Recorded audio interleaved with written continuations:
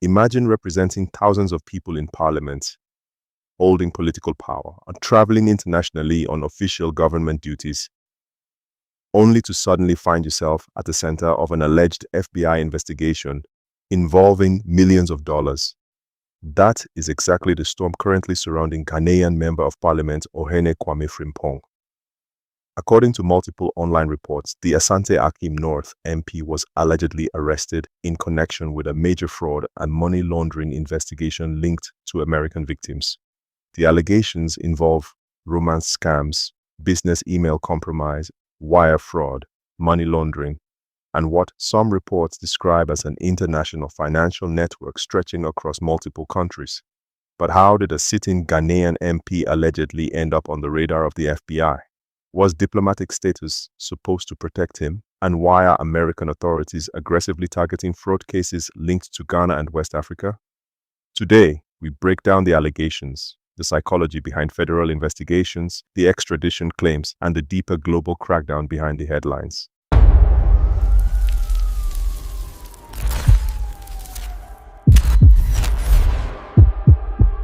This video is for documentary, commentary, and educational purposes only.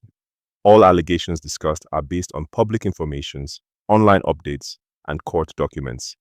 Everyone mentioned remains presumed innocent unless proven guilty in court. This is the Dark Files. Every crime has a story.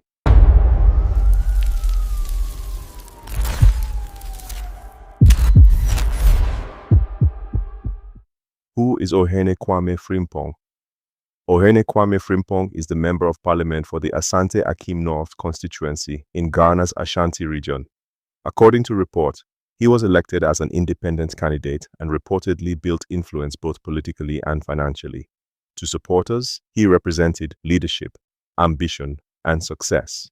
But according to the allegations circulating online, American investigators allegedly connected him to a much darker financial story. Several reports claim federal authorities had allegedly monitored activities linked to him for years before any arrest occurred.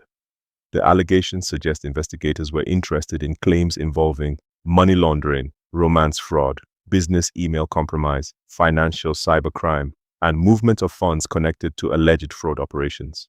Now, it is extremely important to say this clearly.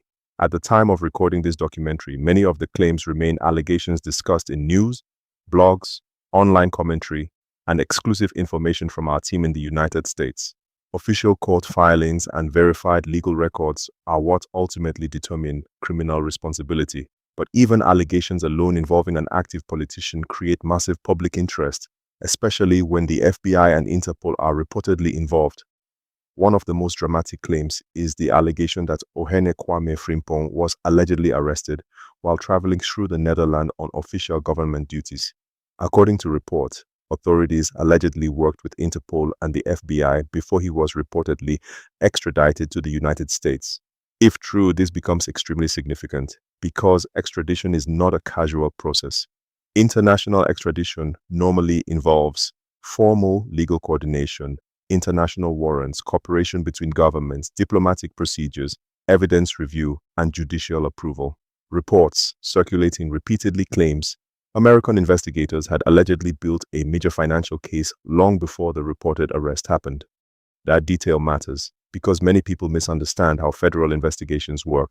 The FBI rarely moves publicly at the beginning. Most investigations happen quietly for months, sometimes years. Investigators collect bank records, travel history, phone activity, crypto transactions, IP addresses, emails, cloud storage data, money transfer records, and communication logs.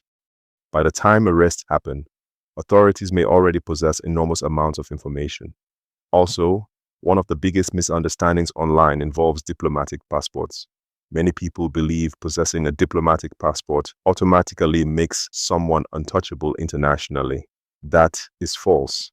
Diplomatic passports are not the same thing as diplomatic immunity. A diplomatic passport mainly helps with official identification and travel. Actual diplomatic immunity usually applies to accredited diplomats performing official diplomatic functions. Examples include ambassadors, embassy staff, consular officials, official envoys. But a politician traveling privately or even on certain official duties may not automatically receive immunity protections recognized by another country. That is why we believe that, so far as an arrest has occurred, American authorities likely believed they could legally proceed. And once the situation allegedly entered international extradition territory, the matter reportedly became far more serious than ordinary internet rumors. Perhaps the most explosive allegation that caused the arrest is the claim that the case allegedly involves over $30 million. Now again, this figure comes from online reporting. It has not yet been confirmed in official court documents publicly available at the time of recording this documentary, but if prosecutors ever alleged losses at that level, the case would instantly move into the category of major organized financial crime. Reports allege the fraud activity may have stretched from 2022 through 2026. They also claim the MP allegedly played roles involving receiving funds, moving money, money laundering, business email compromise, and romance fraud. Business email compromise, often called BEC fraud, has become one of the most financially damaging cybercrimes globally. In these schemes, fraudsters impersonate executives, lawyers, suppliers, or business partners, then manipulate companies into wiring money into fraudulent accounts. Some companies lose millions within hours. Romance scams operate differently. Victims are emotionally manipulated over time, sometimes for months or years, before sending money to scammers they believe they love. Many victims lose life savings, retirement money, businesses, properties, and emotional stability.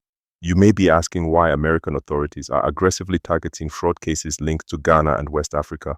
And according to international cybercrime trends, the answer is scale. Federal authorities increasingly believe some online fraud operations evolved from isolated scams into organized international financial networks. These networks allegedly involve account holders, money movers, crypto handlers, fake identity creators, laundering networks, recruiters, and social engineering specialists. The FBI no longer sees these crimes as harmless online hustling. Investigators see real victims, elderly people losing retirement savings, businesses collapsing, families entering debt, victims suffering depression and emotional trauma. That emotional damage influences how aggressively prosecutors pursue these cases. And once millions of dollars are allegedly involved, authorities increasingly treat these operations as organized financial crime. Another fascinating part of these cases involves social media visibility. Flashy lifestyles can attract investigative attention when authorities already suspect financial crimes.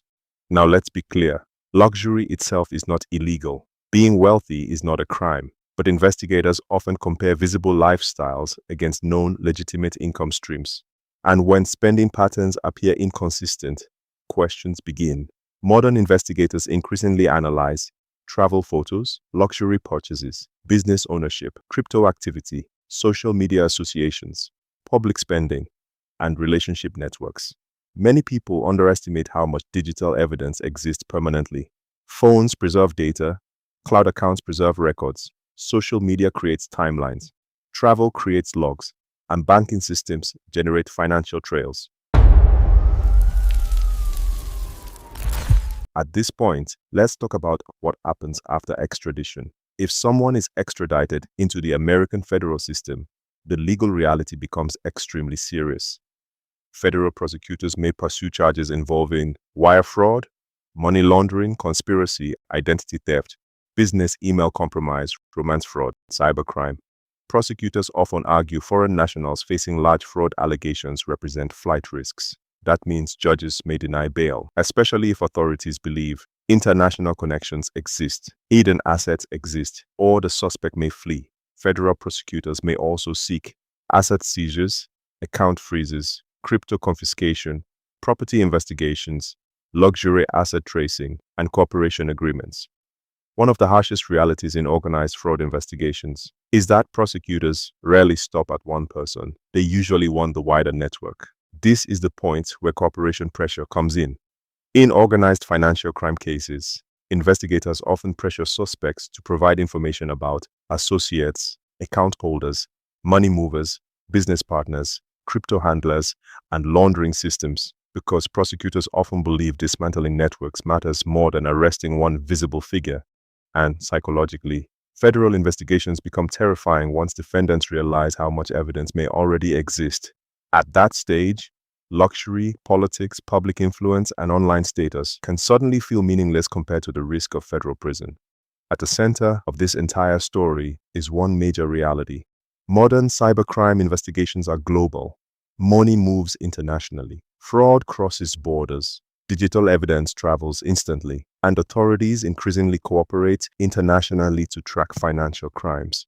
The allegations involving Ohene Kwame Frimpong remain deeply controversial, and until official court outcomes emerge, allegations remain allegations. But one thing is certain: the global crackdown on organized fraud networks linked to cybercrime is becoming more aggressive every year, and the illusion that status, politics, fame, or luxury automatically provide protection is rapidly disappearing. This is the Dark Files.